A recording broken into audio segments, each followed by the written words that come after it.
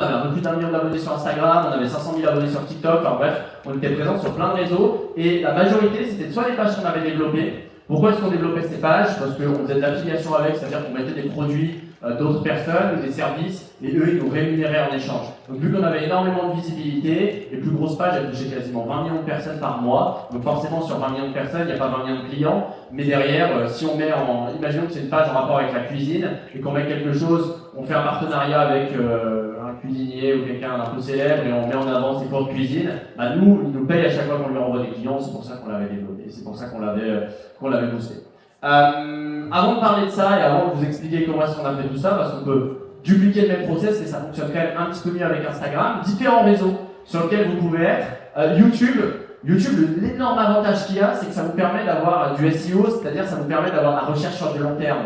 Donc vous pouvez faire une vidéo YouTube sur un sujet en particulier et peu importe le sujet, hein, même pour des marques e-commerce, ça vous permet de valoriser ce que vous faites et comme ça vous permet de toucher plus de monde. Alors le format YouTube, il y a deux formats, il y a le format YouTube un petit peu plus long qui vous permet d'avoir ce SEO, c'est-à-dire d'être référencé, ou il y a le format YouTube un petit peu plus court, du coup le format qu'on peut retrouver sur TikTok, sur Instagram. Donc le format long, lui, il peut être intéressant pour le référencement, le format court un petit peu moins. L'avantage aussi, c'est que ça peut générer des revenus. Ça génère pas énormément de revenus.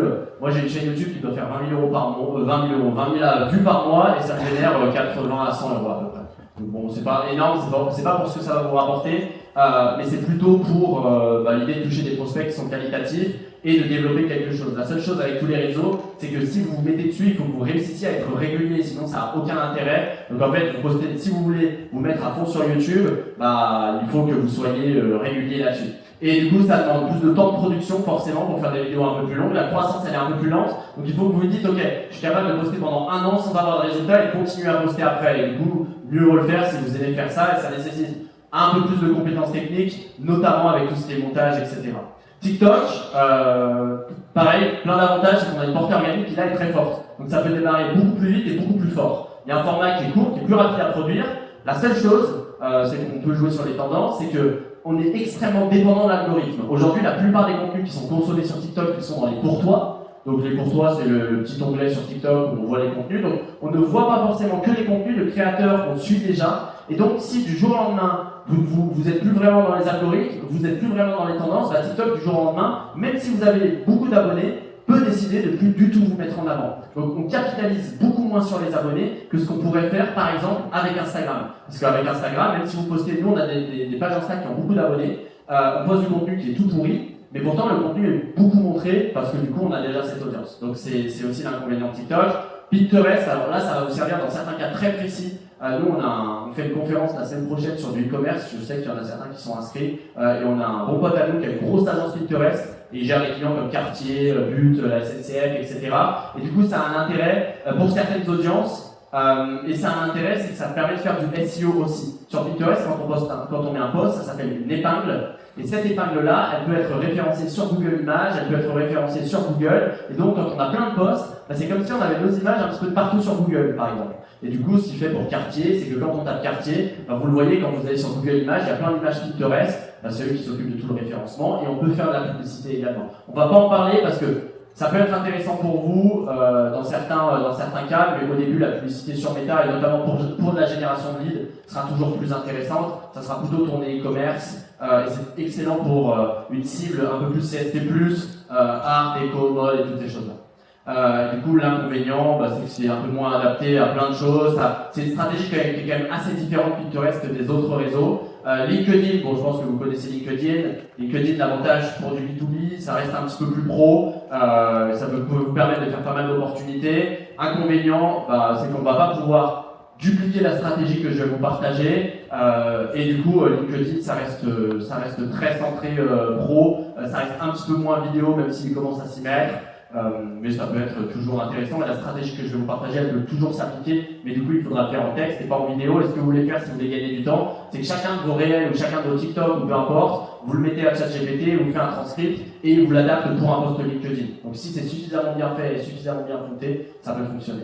Et Insta, selon moi, le meilleur réseau, même si on a une cible qui est quand même B2B, parce que les gens qui font du B2B, ils sont sur Instagram, en tout cas les boîtes, etc. C'est juste qu'ils ne sont pas avec la même casquette. donc ils ne sont pas avec leur casquette professionnelle, mais ils sont avec leur casquette personnelle, d'autant plus que Insta, on peut quand même le lier à Facebook, et Insta et Facebook, bah, eux deux, c'est vraiment le mastodonte en France, c'est Meta, c'est là où on va faire de la publicité. Être sur les réseaux, ça va nous permettre aussi de réchauffer les algorithmes, pour la publicité notamment, parce que si Instagram, vous avez déjà une communauté, bah, il peut se baser sur l'existant pour cibler mieux les publicités, et le gros avantage, c'est qu'on garde quand même cet aspect de viralité, donc on peut toucher des gens, on peut toucher des gens assez rapidement si on s'en sert bien, mais on garde cette communauté. Donc même si on se met à produire du contenu qui n'est plus forcément dans les algorithmes mais dans les tendances, et qu'on a une communauté, bah, notre communauté va pouvoir voir nos contenus. Et ça, c'est relativement intéressant. Et du coup, moi, ce que je vous conseille, c'est que en fonction de la cible que vous avez, en fonction de qui vous voulez toucher, si vous avez du temps, c'est vrai qu'un double axe entre des vidéos longues, YouTube pour du référencement, et du coup un contenu short que vous diffusez partout, ça peut être intéressant. Si vous n'avez pas vraiment le temps, basez-vous sur une plateforme qui correspond mieux à ce que vous faites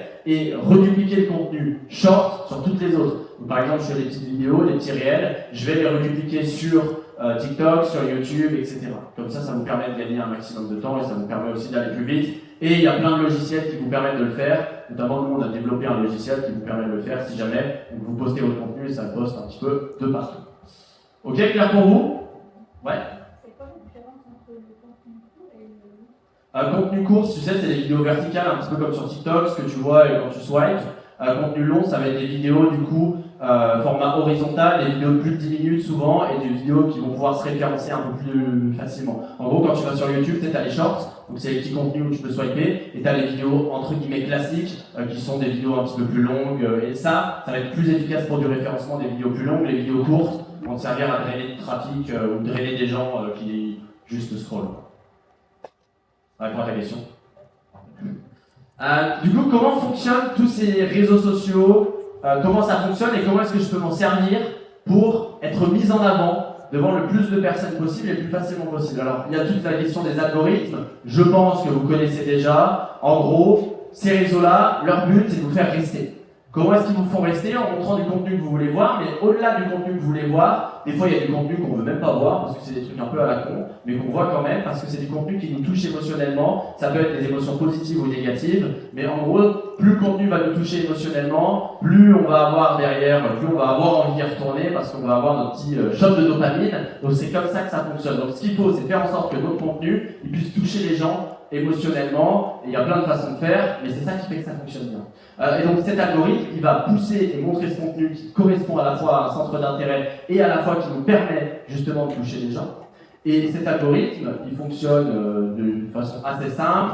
Il y a une méthode qu'on appelle de l'échantillon, on va dire. Quand vous postez un contenu, ils font un échantillon, ils regardent, ils montent par exemple à 15% de votre audience, ils regardent si le contenu plaît, donc s'il y a suffisamment d'interaction, s'il y a suffisamment de watch time, donc si les gens restent sur votre contenu, et si les gens restent et qu'il y a des interactions, il va se dire, peu importe le réseau social, bah, le contenu marche plutôt bien, donc je le montre encore à une nouvelle partie de l'audience, puis à une nouvelle partie, puis à une nouvelle partie, jusqu'à montrer en dehors de votre audience. Et c'est ça qu'on souhaite, c'est faire en sorte que votre contenu soit montré en dehors de votre audience, parce que c'est comme ça que vous allez toucher les gens qui ne vous suivaient pas encore à la base, et c'est comme ça que vous allez pouvoir avoir une nouvelle audience, et comme ça que vous allez pouvoir derrière développer votre nombre d'abonnés.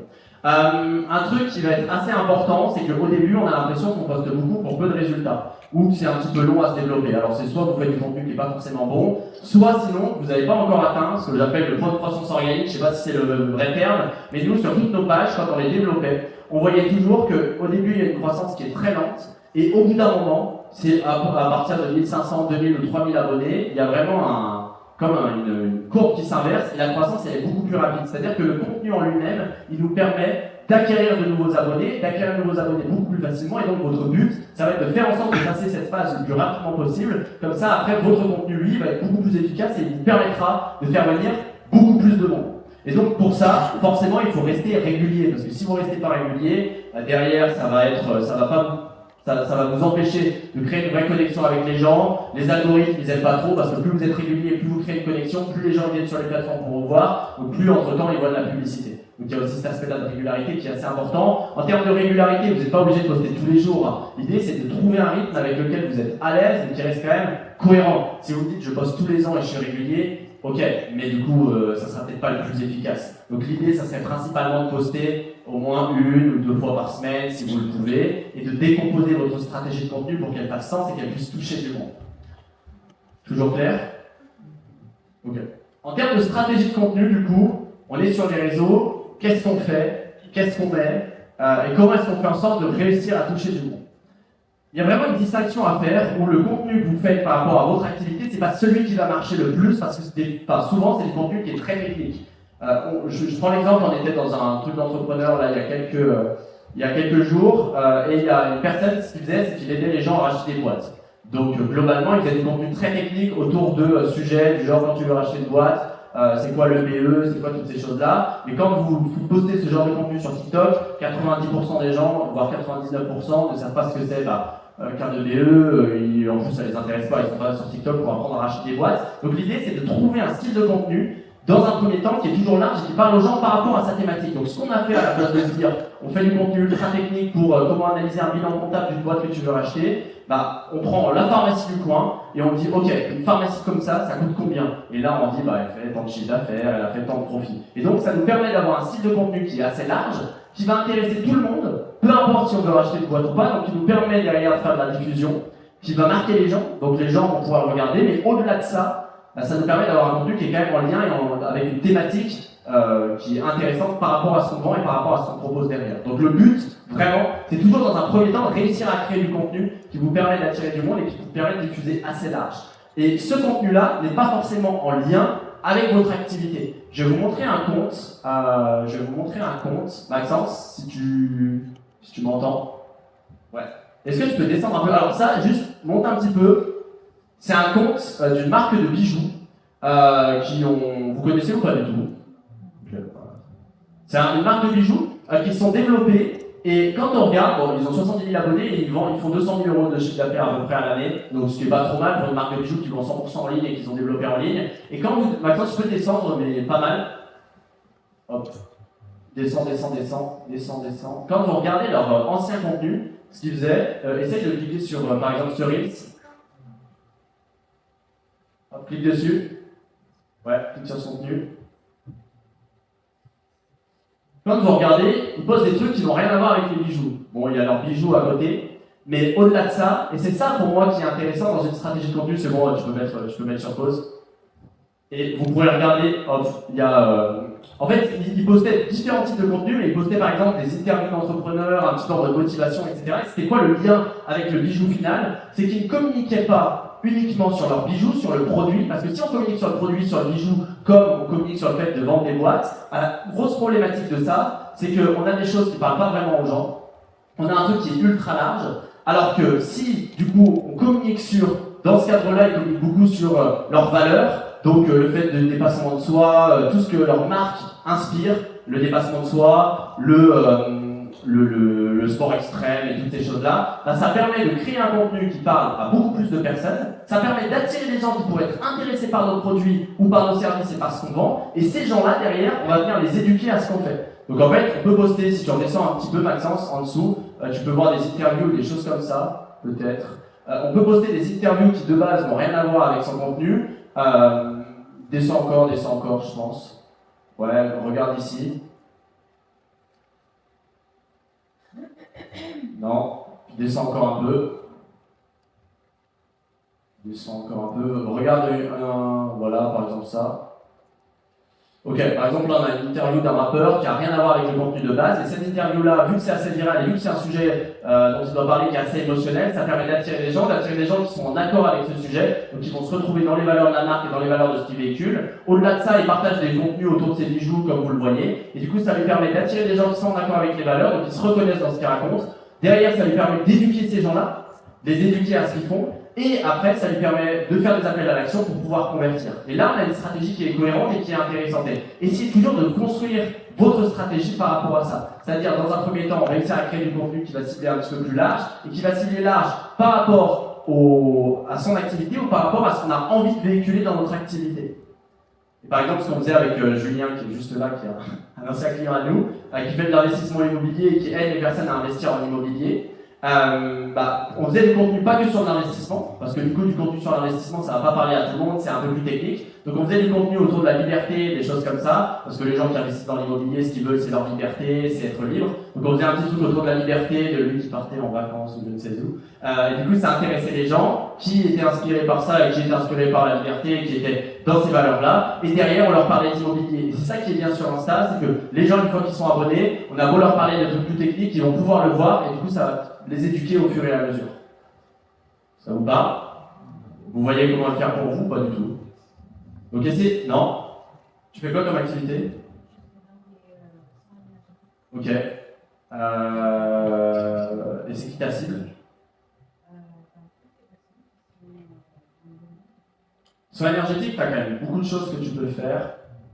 Maxence, est-ce que tu peux aller sur loi universelle? Hop, je vais te montrer une page à nous.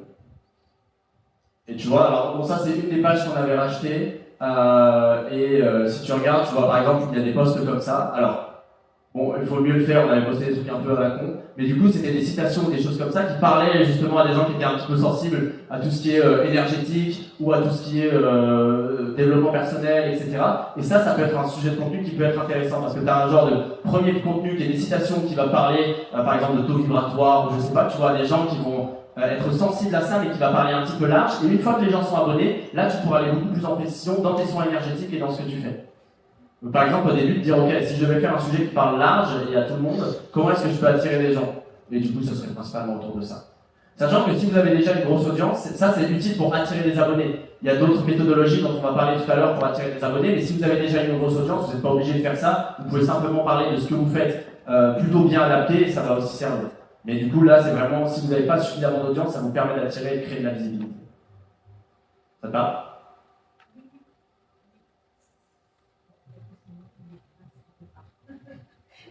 Après, c'est pas obligé de faire ça, tu vois. Là, je t'ai montré un exemple. C'est normal que, des fois, vous dites... c'est normal que vous vous dites...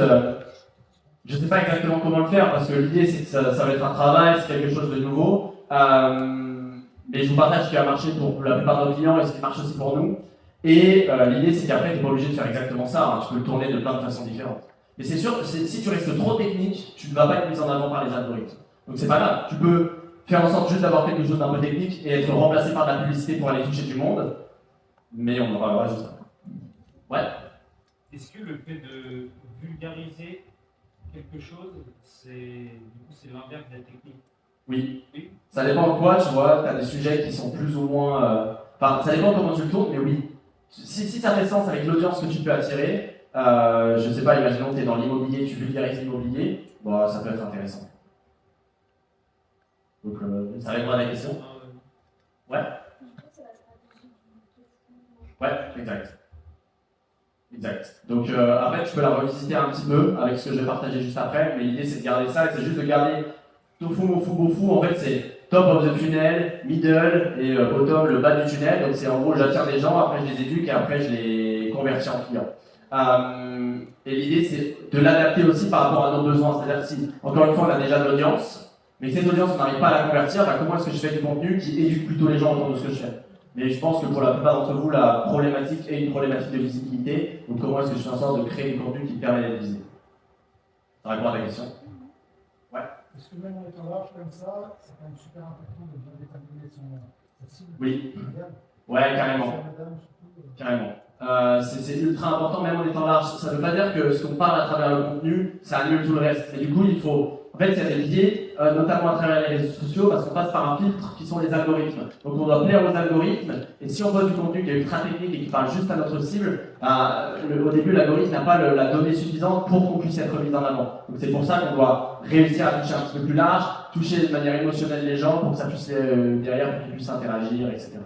Ouais. Oui, en fait, par exemple, moi, dans mon secteur, si je vends des sites internet, ma valeur ajoutée, c'est plutôt la partie cybersécurité. Ouais. Donc là, ça touche peut-être un peu plus B2B, même si, bien sûr, vulgariser, ça peut être intéressant pour avoir un peu de communauté qui peut être intéressée. Alors, est-ce que c'est peut-être comme ici Instagram, vous avez dit que tous les gens ne sont pas forcément, il y a des des entreprises qui se présentent pas avec le profil d'entreprise. Est-ce que ça peut être intéressant de vulgariser? Oui, carrément, il y a plusieurs choses que tu peux faire et que j'imagine ici. Alors, certains d'entre vous, vous allez dire, moi je ne veux pas du tout être sur les réseaux et c'est ok, hein, et vous pouvez toucher vos clients que via de la publicité. Mais du coup, tu pourras toucher tes clients via de la pub. Mais par exemple, si tu fais de la cybersécurité et que tu veux vraiment être large, tu peux parler, je sais pas, d'une attaque informatique qui a fait tant de millions, de milliards d'euros de dégâts, et tu fais quelque chose d'un petit peu plus large, comme ça te permet de ramener du monde et ça te permet de te faire connaître aussi là-dedans. Et là, tu seras beaucoup plus facilement mis en avant par les réseaux. Donc ça peut être dans ce sens-là, par exemple. Ça peut être dans plein d'autres sens différents. Ça répond à ta question ou pas? Trop bien. Ouais. Les réels, ça fonctionne bien. Oui. Quand vous faites du contenu d'acquisition, vous faites principalement des réels. Donc du contenu un peu large, c'est principalement des réels. Oui, mais est-ce que c'est obligatoire de publier après en réel, en story, pardon?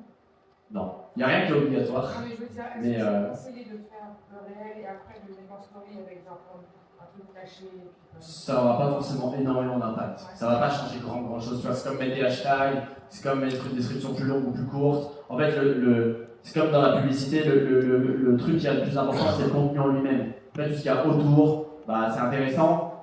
Il peut y avoir des stratégies pour aller plus vite ou plus loin, qu'on va partager, mais globalement, c'est pas ça qui va changer ta vie. Donc, concentre-toi peut-être plus sur le contenu en lui-même.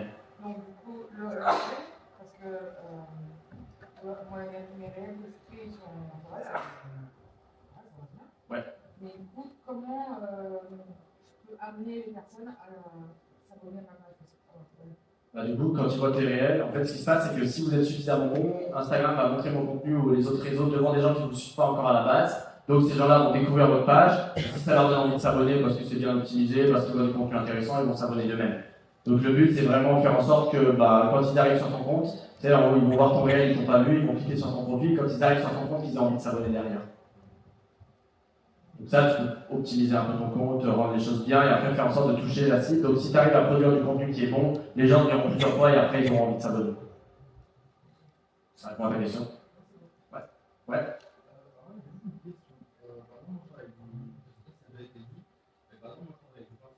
Ouais. Ok. Et sur quel réseau est-ce qu'on peut choisir payer tel ou tel contenu pour attirer tel ou tel client? Bah, Meta, tout le monde est dessus. Entre Facebook et Insta, tout le monde est dessus, quasiment. Alors, vous avez 80% de la population française de plus de 20 ans, si je ne me trompe pas, qui est dessus.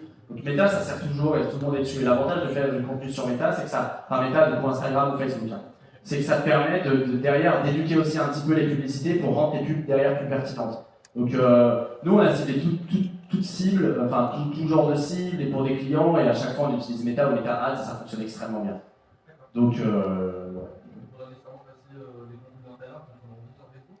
ouais, tu peux les diffuser automatiquement sur les deux. Donc carrément.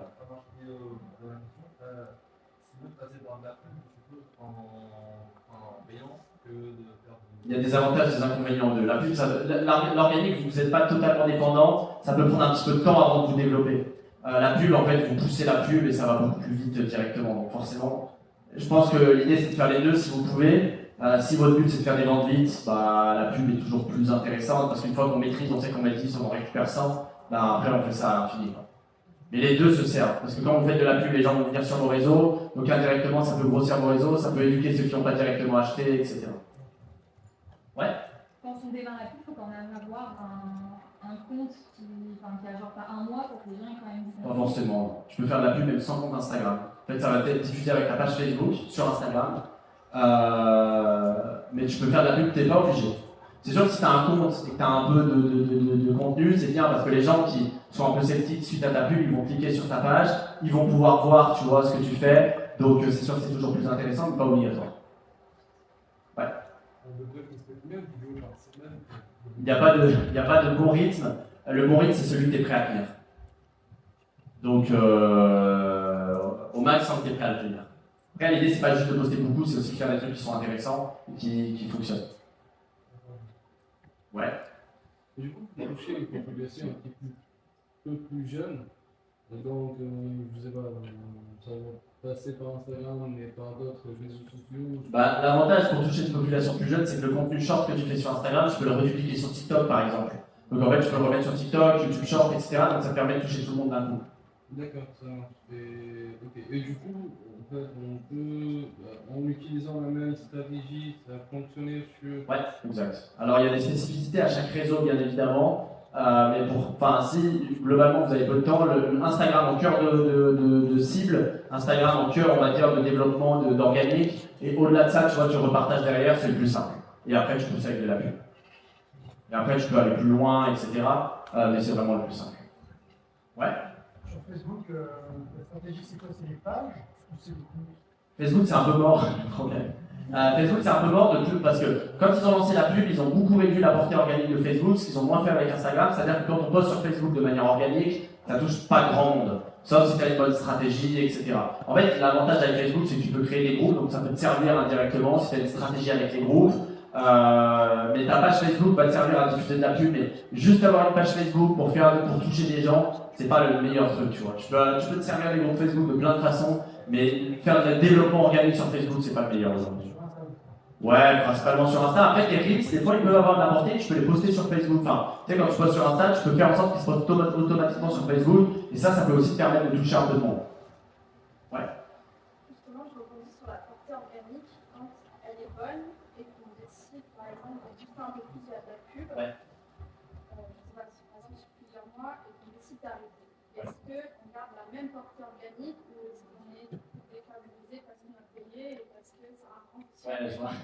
Il y a plusieurs personnes qui m'ont posé la question. Moi, j'ai jamais trop vu de différence. En gros, si ça marche bien pour l'organique, on décide de faire de la pub, ben en fait, après, qu'ils se disent les réseaux sociaux, ben, je vais plus le mettre en avant pour qu'ils repayent de la pub. Si vraiment tu crains ça, moi, j'ai jamais vu Enfin, il n'y a pas de problématique par rapport à ça. C'est pas parce que tu vas mettre de la pub qu'ils vont moins te diffuser. Si tu crains ça, tu peux créer une page Facebook et une page Insta qui te sert uniquement à faire de la pub.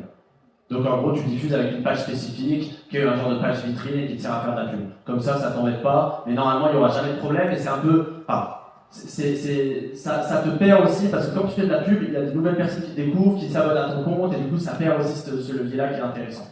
Donc tu n'auras pas de problème. Souvent, ce qui se passe, et ce qui s'est passé, c'est qu'il y a des gens qui ont fait de la pub à un moment, qui ont arrêté de faire de la pub, mais qui ne sont pas forcément... Par exemple, quand il y a eu le changement d'algo avec TikTok et compagnie, ils ne sont pas forcément mis à faire des reels. Donc en fait, c'est plus une problématique de contenu, plus qu'une problématique qu'ils avaient fait de la publicité. Donc en fait, ils n'ont pas adapté leur stratégie de contenu, donc elle était plus bonne, donc elle touchait moins de monde. Mais ils ne s'en rendaient pas compte parce qu'il y avait quand même des gens qui les voyaient avec la pub, et c'était un peu boosté par cette publicité-là. Ça répond à ta question? Ouais. J'ai une question par rapport à Insta, c'est-à-dire que c'est donc un profil professionnel qu'on est dessus, Ouais. pas le profil privé. Tu fais ce que tu veux. Tu peux te servir ton profil privé, La mais... question, c'est en fait la publication du coup qu'on est dessus. Si on cible les entreprises, on ne va pas faire la même publication. Pourquoi? Parce que là, je vois, Ça, oui. Ouais. Oui, ça, c'est des personnes Oui, je comprends. particulières, quoi. Je comprends. C'est pas des sociétés. Maintenant, quand on s'adresse à des sociétés, c'est plus compliqué. C'est pas plus compliqué, c'est différent. Mais en fait, c'est comme la cible, c'est des particuliers. Imaginons que là, on veut vendre des trucs où la page de bijoux, c'est des particuliers, mais en fait, même entre les particuliers, ça va être différent. Si tu t'adresses à une audience plus jeune, tu vas faire du contenu qui est différent que si tu t'adresses, par exemple, à des personnes plus âgées, à des CSP+, ou peu importe. Donc en fait, c'est juste adapter la communication par rapport à la cible en face de toi. Et du coup, la cible, toi, que tu veux toucher, c'est soit des décisionnaires, soit des dirigeants. Donc forcément, le type de contenu peut être un petit peu différent et peut être adapté. Mais ça n'empêche pas que tu peux garder exactement la même stratégie qui fonctionne très bien. Parce que pour les toucher en organique, je parle des dirigeants, là, du coup, il faut quand même taper un peu large pour qu'au début, ils te découvrent. Donc tu peux garder la même stratégie. Si tu ne veux pas faire ça, nous, par exemple, ce qu'on faisait, c'est qu'on avait une publicité qui ciblait uniquement des dirigeants du bâtiment qui faisaient plus d'1 million d'euros à l'année pour leur faire leur pub. Bon, on faisait de la pub directe, et la pub fonctionnait très bien sans avoir d'organique. Donc encore une fois, c'est toujours un mix des deux à avoir, mais la stratégie que je vous ai partagée peut s'adapter peu importe qui vous touchez, c'est juste que forcément, il faut adapter le bon message derrière et en termes de communication. Je sais pas si ça répond à ta question. Je réponds à toutes les questions juste après. On garde vos questions en tête parce qu'on fait des grands signes depuis tout à l'heure. Est-ce que on peut juste remettre les slides, Maxence? Comme ça, je vais juste vous partager. Après, notez toutes vos questions. On fera une session questions-réponses à la fin.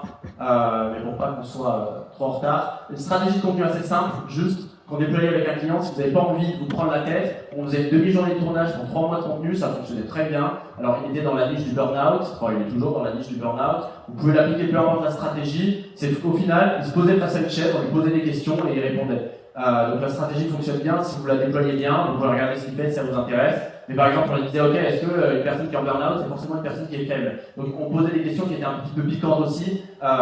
Et l'idée, tu peux redescendre peut-être un petit peu en dessous, Maxence. Et l'idée, c'est que derrière, ça lui permettait, on avait du contenu comme ça qui permettait de toucher les gens, il y avait du contenu qui résonnait avec les gens, et c'était globalement intéressant, quoi. Donc, et ça nous permettait, en fait, on est face à lui, on lui pose une trentaine de questions, en 30 minutes, il fait 30 contenus. Je sais pas si on va entendre le son, mais vas-y. Voilà. Bon, là, il parlait tout de suite, tout seul, mais des fois, on lui posait des questions, et l'avantage avec ça, c'est qu'on n'a pas besoin de préparer le script. Donc, nous, on lui pose la question, il sait qu'il doit répondre en 30 secondes, et c'est assez naturel. Donc, bon, ça, c'est une petite stratégie qui marche globalement assez bien, et on l'avait pas mal développé avec ça. Tu peux remettre les slides si jamais. Donc stratégie de contenu, on en a parlé. Ça, c'est stratégie de croissance. Comment est-ce qu'on fait en sorte de pousser, maintenant qu'on a un compte qui marche bien, vous êtes plutôt régulier en termes de fréquence de publication, etc. Comment est-ce qu'on fait en sorte de pousser au maximum et d'aller chercher un maximum d'audience? Il y a globalement 7 points qui peuvent vous servir. Le premier, c'est l'organique. Donc ça, c'est tout ce qu'on vient de voir depuis le début. On poste du contenu qui est plutôt bon et les réseaux nous mettent en avant. Le deuxième, c'est de faire de la publicité, c'est ce qu'on va voir tout à l'heure. La pub peut nous servir à la fois à attirer des prospects, mais on peut aussi faire de la pub pour booster son nombre d'abonnés. Nous, on a des clients qui vendent très bien par Instagram, donc à la place de faire tout un tunnel, on fait de la pub pour que les gens aillent s'abonner à leur compte Instagram, les gens ils voient leur contenu, et en voyant leur contenu, on sait qu'il y en a une partie qui vont acheter derrière.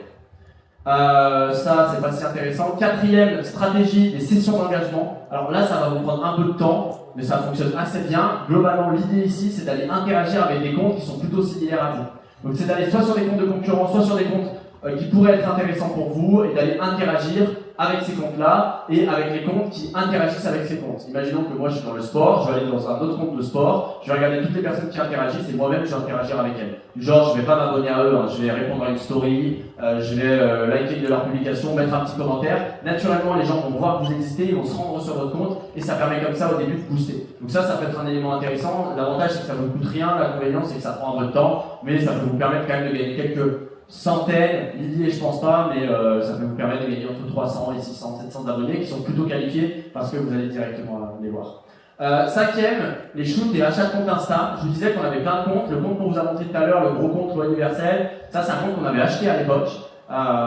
Donc c'est un compte qu'on avait acheté. Vous pouvez acheter des comptes.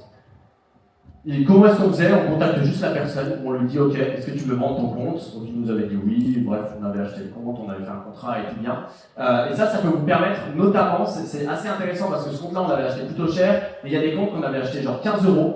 Parce que nous avant on avait une personne qu'on payait pour contacter tous les comptes d'Instagram et qui disait est-ce que tu vends ton compte pour tous les comptes qui avaient plus de 10 000 abonnés sur Insta. Et du coup il y en a qui étaient intéressés pour les vendre. Et un compte qui avait 17 000 abonnés qu'on avait payé 15 €, le gros avantage c'est que ce compte-là, derrière, on s'en servait pour faire de la publicité sur ce qu'on vendait. Donc on a un compte par exemple dans une thématique. Imaginons que je garde ma thématique du sport. Je rachète un compte dans le sport et ce compte-là, je fais des posts qui renvoient sur mon compte principal. Donc je dis tu veux un coach sportif, va t'abonner à Mathis, etc. Et ça permet de redriver une grosse partie de l'audience. Et ça fonctionne extrêmement bien si on le fait bien aussi. C'est un peu plus technique, mais par contre si vous le déployez à fond, ça peut vous permettre de grossir très très vite aussi. Ou alors, nous on contactait les pages pour leur demander du coup de s'ils vendaient leur compte. On en a acheté une petite dizaine comme ça, je pense une dizaine, quinzaine, et le reste on l'a développé nous-mêmes. Et du coup, sinon on leur demandait des shoots, c'est-à-dire qu'on payait les pages. On avait développé une page autour de l'astrologie. Pourquoi, j'en sais rien. On avait développé une page autour de l'astrologie. On avait payé une grosse page qui avait 300 000 abonnés sur l'astrologie pour qu'elle nous mette en avant.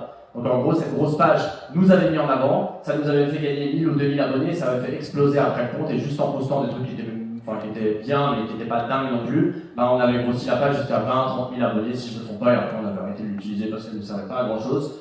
Donc ça peut être intéressant de payer des pages pour qu'elles nous mettent en avant, et la page, on avait payé 30 € ou 40 € je crois, pour qu'elles nous mettent en avant, parce que du coup, c'était dans le domaine de l'astrologie, c'était pas les pages les plus chères, mais ça nous avait permis de booster tout.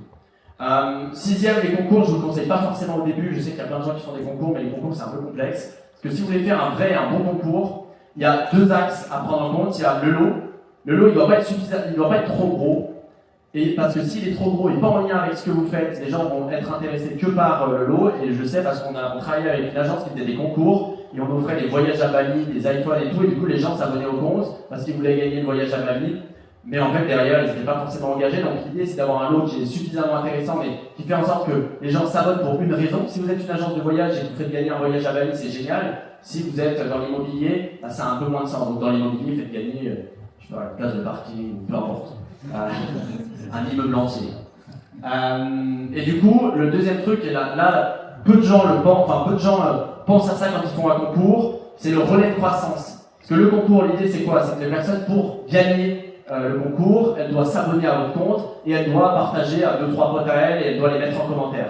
Donc le but, c'est qu'il y ait un maximum de gens qui voient votre concours pour que ça crée un effet boule de neige derrière. Et donc l'idée, c'est toujours de réussir à payer soit des pages, soit des influenceurs pour qu'ils nous mettent en avant et qu'ils poussent le concours. Donc en fait, pour le concours, pour faire un truc qui est quand même carré, il faut quand même un plus gros budget, il faut quand même s'y connaître un peu. Et c'est pour ça que les stratégies que je vous ai partagées avant, genre les shoots, ou alors la publicité qu'on va voir, ça reste plus intéressant. Le concours, c'est intéressant pour marquer un gros coup si vous le faites bien et dans des cas un petit peu spécifiques. Et ça, c'est un peu plus poussé, page torpille. En gros, nous, ce qu'on faisait, c'est qu'on rachetait plein de pages Insta qui servaient à grossir la page Insta de base. Donc, comme je vous disais, on avait plein de pages. Toutes ces pages, c'était écrit en description, va t'abonner au compte de X. Et du coup, tout le monde allait s'abonner, mais en fait, on gérait plein de pages en même temps. Enfin bref, ça va être, c'est pas forcément la priorité de le faire là maintenant, mais dites-vous que c'est comme si vous aviez plein de pages que vous gérez en même temps qui renvoient tout sur une seule page. Et ça fonctionne extrêmement bien. Pour ceux qui veulent aller dans ce truc-là, vous pouvez m'en parler. Et si ça fonctionne extrêmement bien, si vous le faites bien, mais sinon c'est un peu complexe, donc ça sera pas forcément utile.